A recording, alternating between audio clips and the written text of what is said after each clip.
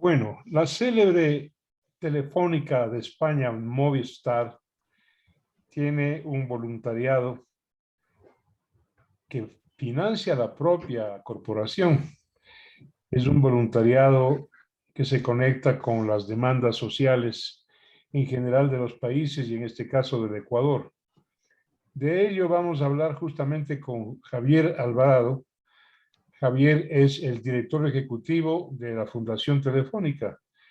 Y el tema de hoy día, porque son varios brazos y compromisos sociales de Movistar, el tema hoy día es la certificación ABP. A, B alta, P de pato, que se va a transmitir, o se transmitió más bien dicho, por canales de YouTube, que está permanentemente allí. Así que Javier, te doy una muy cordial bienvenida. Felicito a Movistar, vayan adelante, siempre somos los ecuatorianos gratos con la corporación. Cuéntanos de qué se trata tú mismo, Javier Alvarado, por favor. Estimado Marcelo, qué gusto saludarte y muchas gracias por esta oportunidad de conversar y de compartir con las audiencias las novedades de esta colaboración, este impulso que desde la Fundación Telefónica Movistar se da al sector de la educación, que es uno de los ejes en los cuales trabajamos. La Fundación Telefónica lleva 20 años ya en el país haciendo ejercicio de contribución en varias líneas y en los últimos años nos hemos dedicado a trabajar de manera muy cercana a los temas de educación, especialmente educación digital. Y en esa línea, evidentemente, cómo mejoramos y cómo cambiamos el proceso de educación, cómo logramos que sea una educación de calidad que responda a los desafíos de esta nueva era digital, es parte de las inquietudes y preocupaciones que tenemos. Por tanto, uno de los proyectos que llevamos adelante en este último ciclo es acompañar a los profesores en desarrollar estas nuevas metodologías de innovación educativa. Una de esas, el ABP, que es el aprendizaje basado en proyectos interdisciplinares. Muy bien, Javier. Tengo entendido que para que funcione esto, para su operatividad, Movistar habrá firmado algún convenio con el Ministerio de Educación. ¿Es esto así, Javier?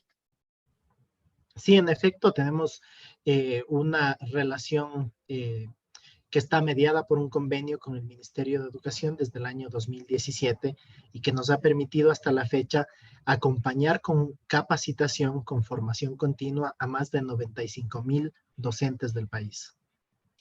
Perdóname, repíteme la cifra, por favor, Javier. 95,000 profesores. Es harto, ¿eh? Es bastante, es bastante.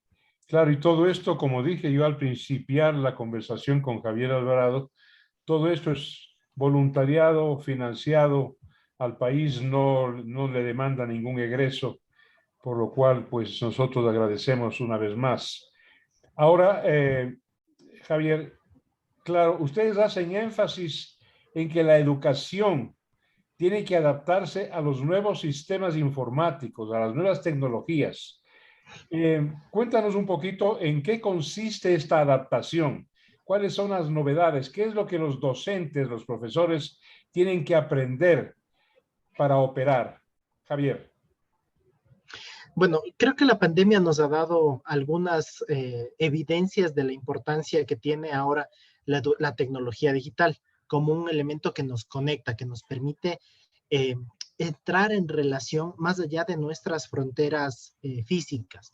Y en este sentido, la educación necesita ser de la mano de la tecnología este espacio en el cual los niños, las niñas, los adolescentes se piensan en contextos diferentes, en contextos más futuristas, si podemos incluirlo como una realidad. Ahora mismo esta tecnología ha evolucionado de manera tan acelerada que muchos de los empleos que se están creando todavía no tienen nombre, todavía no se han logrado identificar adecuadamente. Entonces, para que logremos movernos en esa dirección, en nuestros propósitos, en nuestras vocaciones, es necesario traer la tecnología a las aulas. Y traer la tecnología no significa exclusivamente que haya conectividad o que haya un dispositivo, una tablet, un computador, sino que podamos entender cuáles son estas competencias digitales que se requieren ahora por parte de los docentes, pero también en los estudiantes. Entonces, lo que hacemos con todo este proceso de acompañamiento es enseñarle al docente cuáles son estas nuevas competencias que se requieren en el mundo y cómo podemos utilizar recursos educativos digitales para llevar adelante un nuevo proceso de enseñanza-aprendizaje. Ahora bien, Javier, cuando la tecnología avanza en cualquier campo, en este caso la educación, hay un procedimiento, hay unos métodos que quedan atrás a los cuales tenemos que agradecer porque de ellos nos nutrimos, de ellos hicieron lo que somos, con un gracias enorme. Pero cuéntanos un poquito qué métodos quedan atrás. No me gusta la palabra porque parece ofensiva, porque han quedado o quedaron anacrónicos, quedaron pues rebasados por la nueva tecnología. ¿Qué métodos, por ejemplo, te digo? El acudir a los libros, a las bibliotecas, la clase magistral y presencial de los docentes frente a sus alumnos. Te pongo 2 o 3 ejemplos de procedimientos que, bueno, que quedan atrás, ¿no, Javier? Sí, creo que en efecto temas que cambian son estas dinámicas en el aula. Lo que tú acababas de mencionar respecto a las clases magistrales, es decir, en educación tradicional es el docente el que tiene el conocimiento y el que transmite el conocimiento a los estudiantes, es decir, es un receptor de información o era un receptor de información el estudiante. ¿Qué pasa con la globalización y la tecnología? Que el conocimiento está disponible a un clic. La gente puede, con su teléfono móvil, con el acceso al Internet, obtener rápidamente no una, sino cientos de miles de fuentes de información sobre un tema en particular. Entonces, ¿cuál es el nuevo rol de este docente? Ya no es el de pararse frente a una clase y dictar materia como estábamos acostumbrados en el pasado, sino que el docente se convierte en un facilitador de un pensamiento crítico, de una construcción colectiva de conocimientos. Es quien, en lugar de darle la respuesta al estudiante, les invita a hacer una investigación conjunta, a entender en qué contexto esta información es útil para la vida de manera general y para los temas de estudio de manera particular. Y en ese contexto, por ejemplo, metodologías como el ABP entran a ser una herramienta importantísima para hacer la transformación entre estos dos modelos de aprendizaje. Javier, es obvio, es muy claro lo que estás explicándonos. Mira, quien habla ha sido docente de colegio, de universidades, y claro, sería a mí bastante dificultoso adaptarme a una condición nueva en que yo soy simplemente un coordinador. Coordino varias informaciones, les pongo a disposición a los alumnos, ¿no es cierto? Pero mi papel docente, mi papel de académico, si cabe el término, se minimiza, o sea, disminuye. Es la impresión que tengo, dime si estoy equivocado o acertado. Creo que esa ha sido una de las temores, una de las inquietudes que han tenido los docentes a lo largo de estos últimos años cuando se ha empezado a hablar de la incorporación de la tecnología. Creo que lo vital aquí es entender que el docente tiene el rol más importante en el proceso educativo, que no hay manera que la tecnología pueda reemplazar este rol que tiene el docente como el articulador precisamente de estos aprendizajes, porque finalmente también, de vuelta al ejemplo que estaba planteando, entre 100,000 respuestas a un contenido, no todas estas son correctas. Y el rol que tiene el docente es de llevarle precisamente a los estudiantes a reflexionar, a pensar y a construir estos propios criterios. Hay un pensador importante en la educación que dice que si le respondes una pregunta al niño, le habrás quitado de por vida la oportunidad de que él lo descubra por sus propios medios. Y los docentes a lo largo del tiempo han tenido precisamente esta capacidad tan importante de a través de diferentes formas conducir a los seres humanos, ¿no es cierto?, a través del proceso de aprendizaje, a encontrarse con su vocación, a conectar los conocimientos que están recibiendo de manera teórica con los problemas reales con los que se encuentran en el mundo, en su comunidad, en su espacio más cercano. Entonces, estos roles de los docentes es precisamente el de seguir siendo este puente entre el conocimiento, entre la ciencia y el aprendizaje de los estudiantes. Quizá ahí lo que estamos planteando es que la tecnología puede convertirse en una herramienta para desarrollar algunos elementos importantes que se necesitan ahora en el mundo y que las empresas están buscando en los nuevos profesionales. Por ejemplo, la comunicación asertiva, el trabajo en equipo, la posibilidad de resolver problemas, que son tres de las competencias más importantes que el mundo del trabajo requiere en este momento y que sin duda es la escuela, es el sistema educativo el que va a acompañar en el desarrollo de estas habilidades y competencias. El gran progreso que veo yo, desde mi punto de vista, claro, yo soy o fui un maestro a la antigua. El gran progreso es que ya el docente, el profesor, el académico, ya no puede trasladar su propio punto de vista, su sesgo técnico, científico, ideológico, ya no. Ahora es el alumno, es decir, queda a un lado esto de memorizar lo que el magíster dixit. Yo digo y tienen que repetir en el examen exactamente lo que yo digo, por una actitud más crítica, más analítica, si sabe si vale el término, Javier Alvarado. Ese es el gran progreso que yo veo. Exactamente, entra una dialéctica, una posibilidad de que estas formas de mirar el mundo se dialoguen, se conversen. Y cuando hablamos, por ejemplo, de metodologías como el ABP, lo que sucede es que además se produce una dinámica importante dentro de la institución educativa en donde frente a un problema que existe de manera real en ese espacio cercano de los estudiantes, no sé, pongamos el ejemplo de la violencia que existe alrededor de los centros educativos. ¿Cómo los profesores de lengua, los profesores de matemáticas, los profesores de ciencias sociales trabajan juntos no sobre impartir una serie de conocimientos, sino sobre plantear un proyecto a los estudiantes de decirles, mira, ¿cómo podríamos responder al problema de la violencia que se da en esta comunidad? Entonces el profesor de lengua empieza a trabajar con los estudiantes cuáles podrían ser, desde la perspectiva del idioma, algunas soluciones que se le puede dar al problema de la violencia. Desde las áreas sociales, de igual manera, cómo desde las matemáticas se puede abordar el tema de la violencia que se está viviendo en ese entorno educativo. Entonces, el ABP lo que hace es que el aprendizaje de la matemática, de la lengua extranjera, de las ciencias naturales, etcétera, no sea un aprendizaje teórico únicamente, sino que sea un aprendizaje que se va aplicando a los contextos particulares, a las necesidades reales que tienen estos entornos cercanos. Claro, yo estoy realmente impresionado, muy gratamente, con la certificación ABP que está impartiendo este momento Movistar en el convenio con el Ministerio de Educación.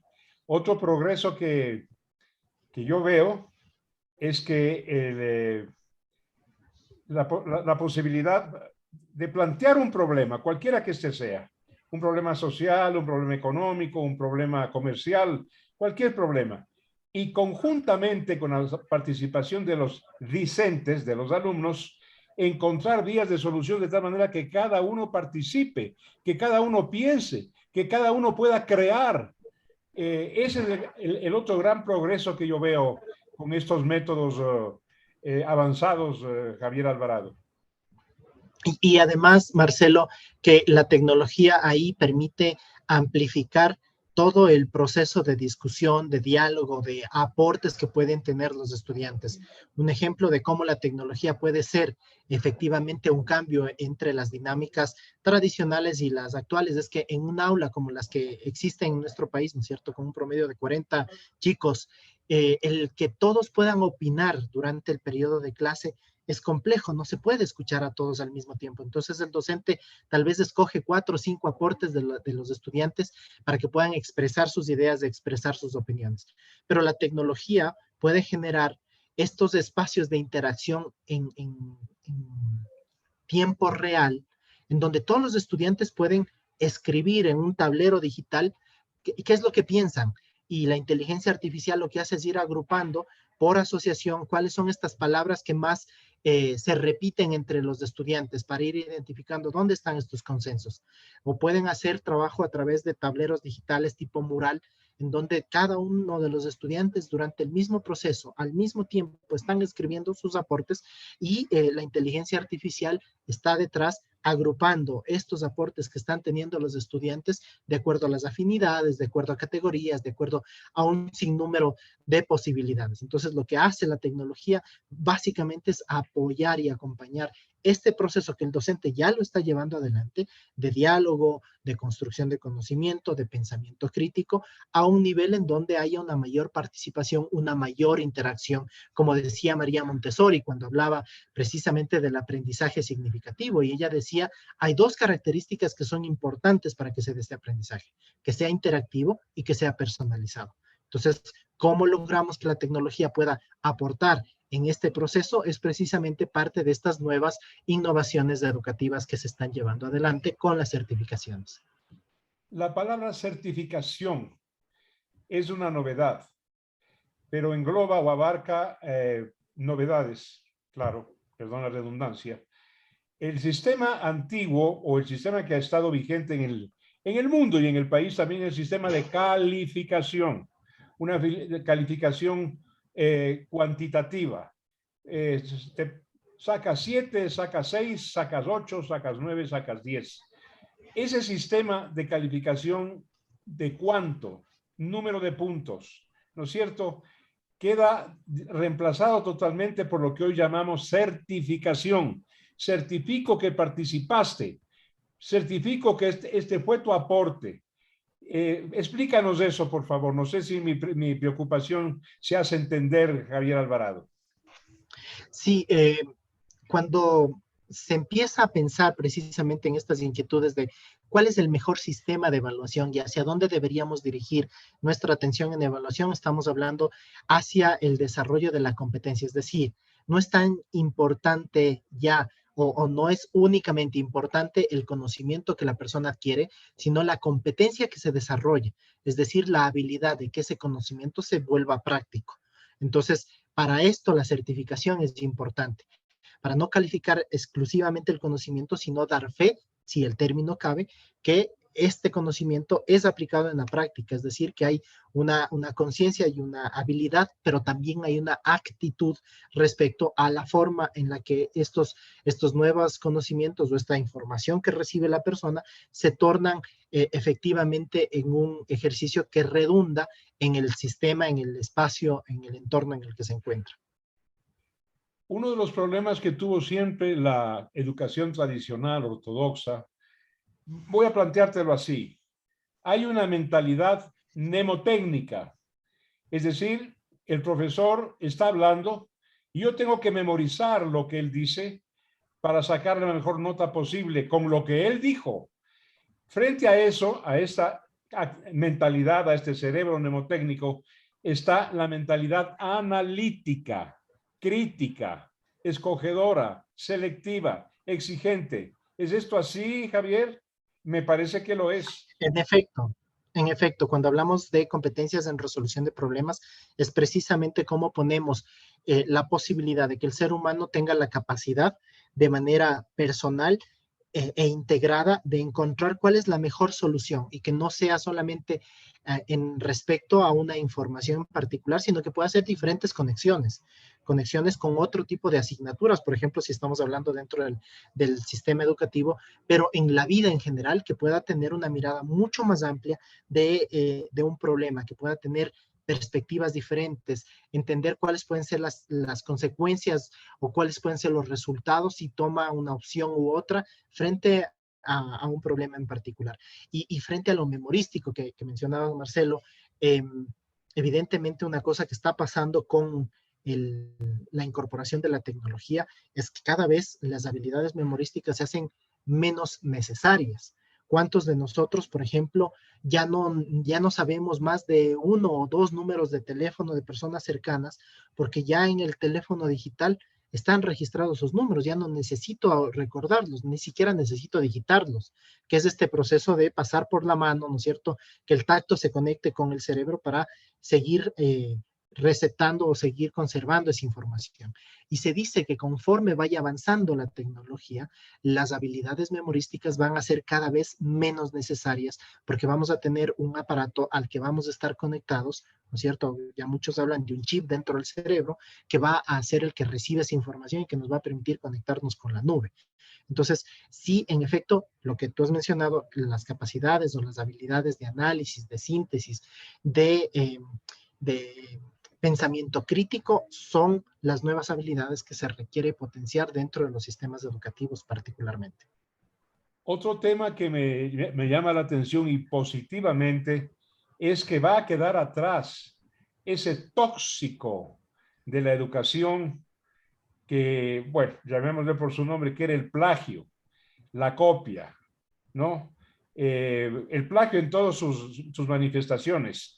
Cuando me exigen analizar, crear, cuestionar, ¿no es cierto? Ya no puedo plagiarle a nadie, tengo que ser yo mismo el que piensa, el que discurre y el que plantea. Así que el plagio queda obsoleto, mi querido amigo. Así es, la tecnología nos ofrece un sinnúmero de nuevas alternativas y ventajas. En efecto, hay nuevas tecnologías que en tiempo real, en pocos segundos, pueden hacer una identificación de cuáles son las coincidencias de un texto académico que se ha procesado, cuál es el porcentaje de posible plagio que puede existir respecto a esas ideas.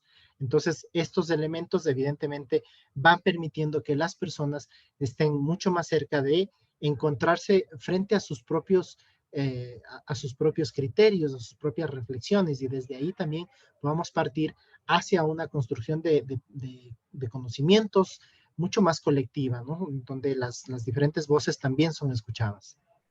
Tú perteneces a una nueva generación, la generación del futuro, y no sé si sepas lo que era muy común y peyorativo en el sistema antiguo, que era la famosa polla. ¿Has oído hablar de la polla? Claro que sí, claro que sí. Queda abolida la polla, ya imposible, no sirve para nada. Bueno, Javier Alvarado, quiero que tú cierres esta conversación con lo que quieras decir sobre este convenio con el Ministerio de Educación. Adelante. Bueno, creo que, Marcelo, has mencionado un tema que es importante desde el inicio y es el rol de los docentes.